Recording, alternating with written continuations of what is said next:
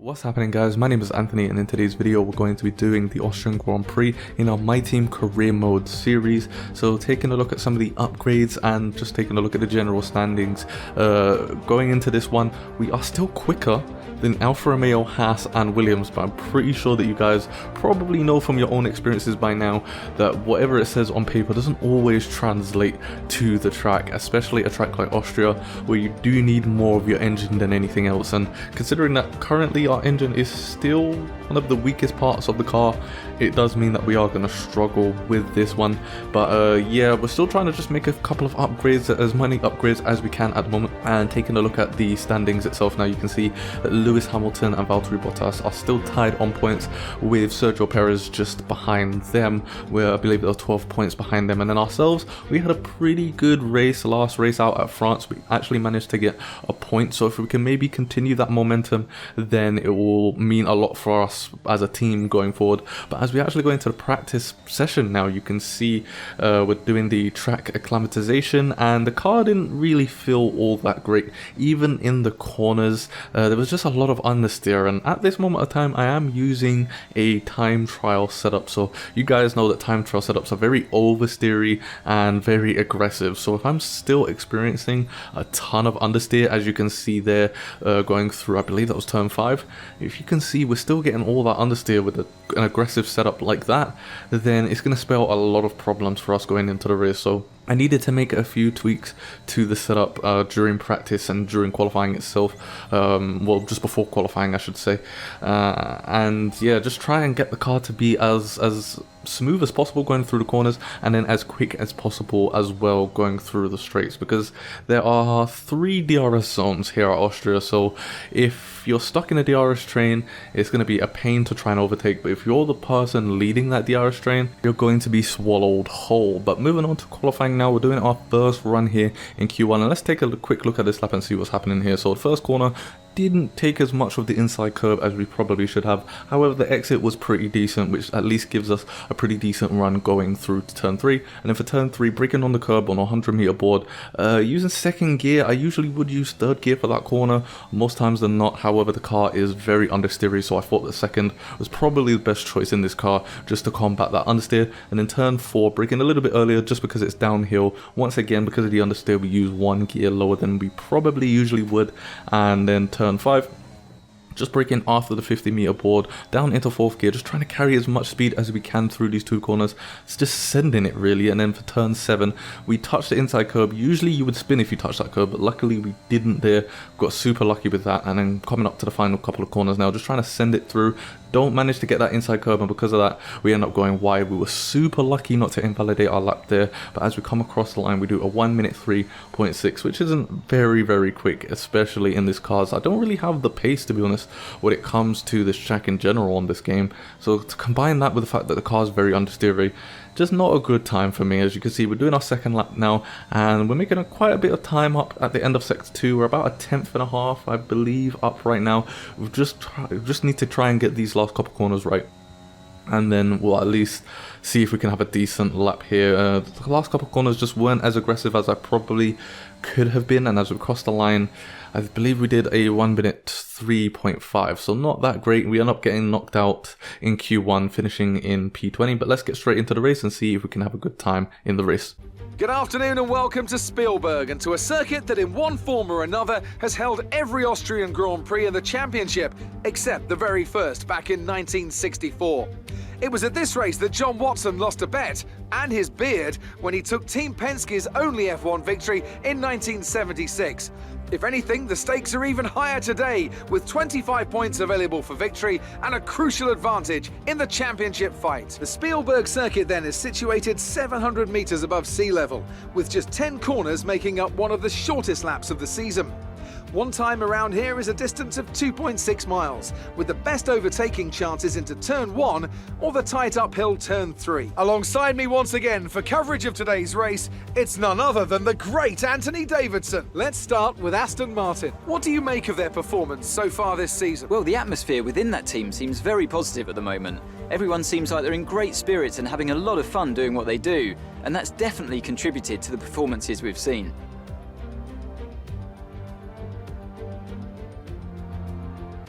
With the race minutes away from starting, here's what today's grid rundown looks like. Lewis Hamilton lines up on pole position, edging out Max Verstappen, who'll start from P2. Looking down the rest of the grid, we have Perez, Ricciardo, Carlos Sainz, and Gasly, Vettel, Stroll, Tsunoda, and Esteban Ocon, Bottas, Fernando Alonso, Lando Norris, and Mick Schumacher, Giovinazzi, Raikkonen, Charles Leclerc, and Robert Schwartzman, Anthony, Russell, Latifi, and Nikita Mazepin.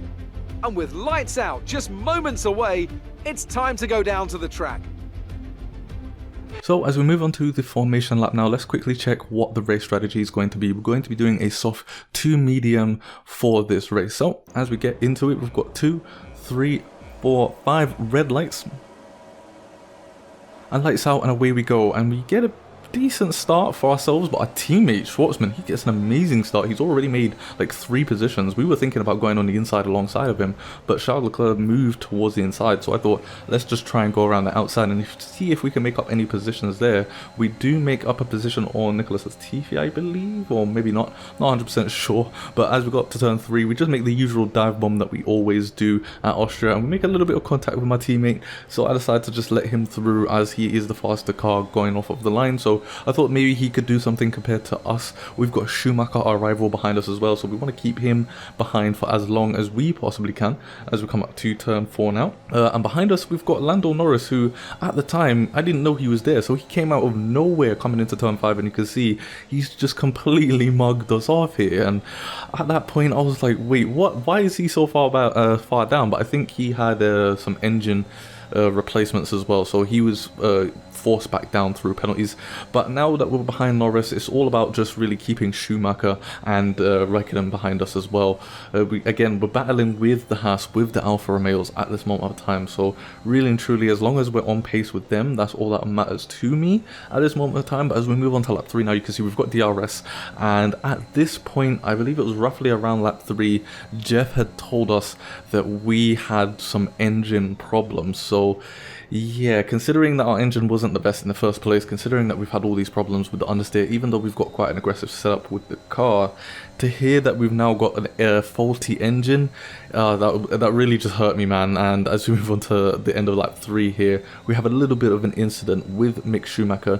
Again, our engine was a bit faulty, so we were pretty slow, and Schumacher, he tried to make the move and I just aggressively turned in on him there.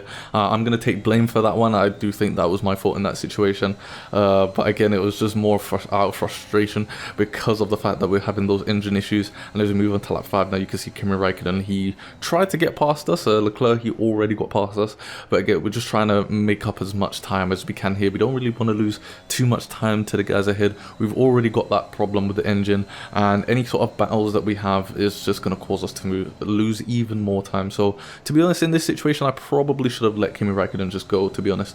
But as we move on to lap 9 now, nothing's really happening here. You can see we've lost so much time to Raikkonen because of these engine issues that we're having. Already lost about 4.5 seconds here, which is just heartbreaking, especially on a track like Austria where I didn't really have the pace in general anyway. So to have all these problems, not really that fun. But on lap 10 now, we end up having a godsend as the safety car comes out. I'm not exactly sure what sort of situation happened ahead of us that caused the safety car. All I heard from Jeff was that there was a couple of cars that was stopped on track. And then as we come into the pits now, we decided to pit for the hard tyres because I wasn't exactly sure if the mediums would last until the end once the safety car had come back in. But in hindsight, it was honestly the worst decision I've made in this entire episode so far. Going on the hard tyres in our current situation was definitely the wrong move to do in hindsight here. Again, it's just because of the engine problems. Considering that we had those problems, we want to be on the tyre that's as quick as possible, and having the hard tyres on is not going to be advantageous for us at the start of the safety car restart. As you can see, we've already lost almost 9/10 to George Russell in the first couple of corners. So yeah, not the best decision, but we decided to just power through with our decision, no regrets, and just see what we can do. Now we're sitting, I believe, in last place.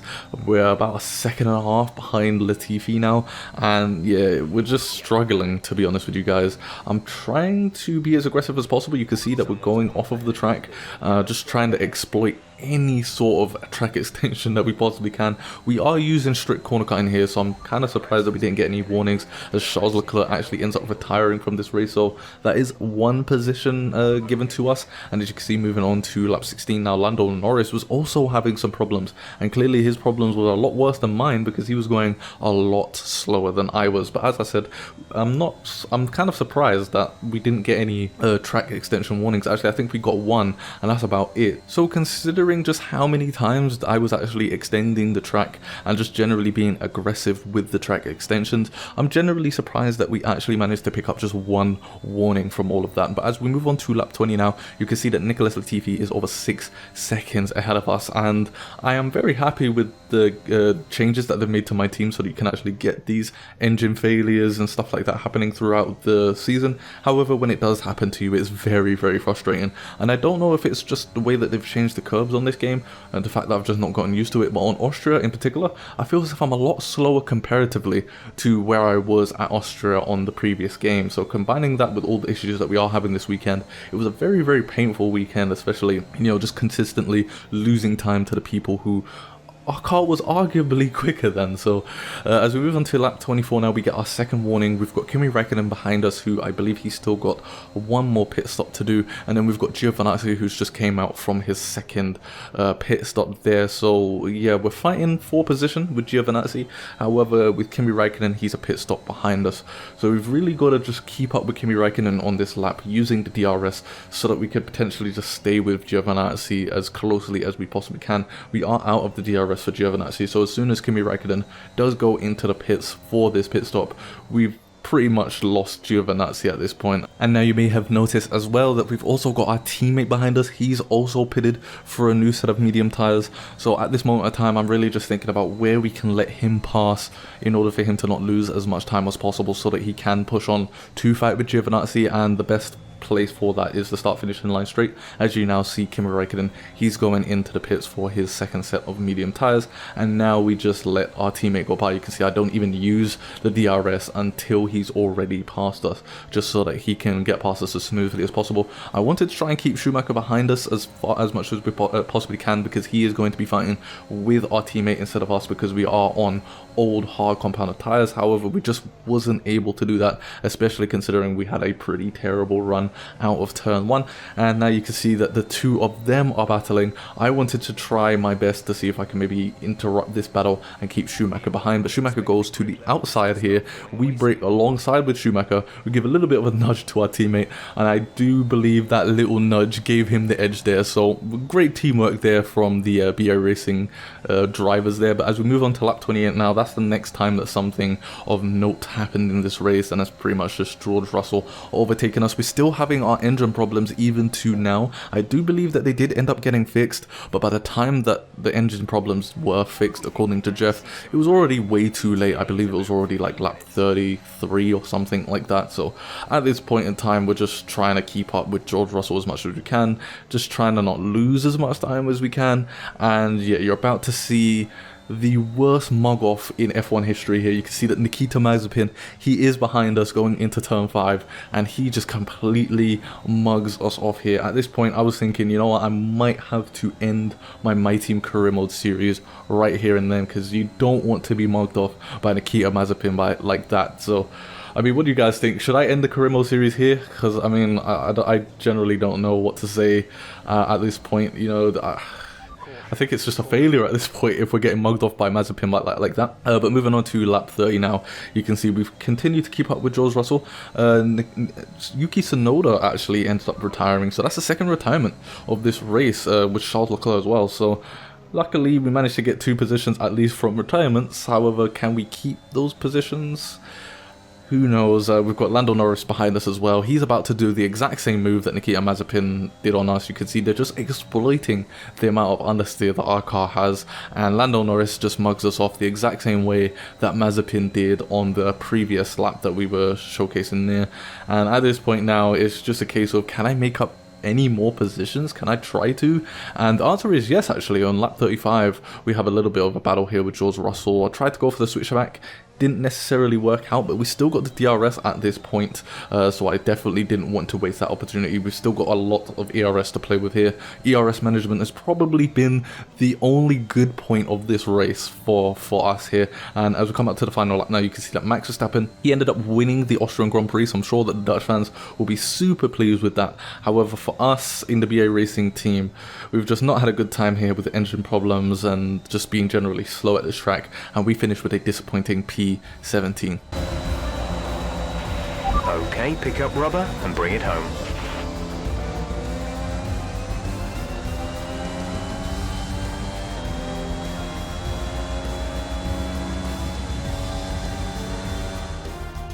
Brilliant stuff from Red Bull today. What a superb victory.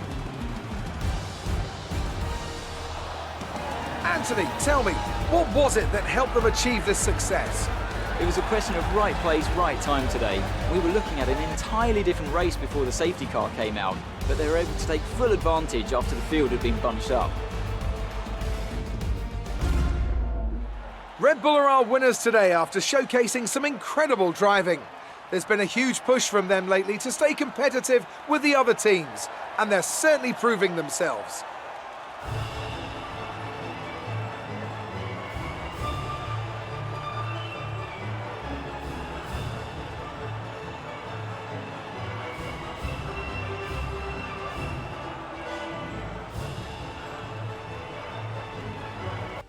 So as we finish this race off now, Max Verstappen won this race with Lewis Hamilton and Sergio Perez rounding off the podiums, and then we've got Gasly, Sainz, Ricciardo, Bottas, Esteban Ocon, Sebastian Vettel and Fernando Alonso rounding off the point scorers. And then outside of the points we've got Giovinazzi, Lance Stroll, Mick Schumacher, Schwartzman, Lando Norris having a pretty bad race for him, Nikita Mazepin and then ourselves also having a pretty bad race. And then we've got George Russell, Latifi and Raikkonen rounding off the finishes, and then we've got Yuki Tsunoda and Charles Leclerc being the only two DNFs for this race. So what does that mean for the championship? Well, it means that Lewis Hamilton is now 13 points ahead of his teammate Valtteri Bottas, with Max Verstappen close behind Valtteri Bottas. So the Red Bull Mercedes fight, just like in real life, is getting really intense and really close here in this career mode series. And as you can see, Red Bull are only 18 points, I believe, behind Mercedes, with ourselves still in P8 after we managed to get that point scored in the French Grand Prix.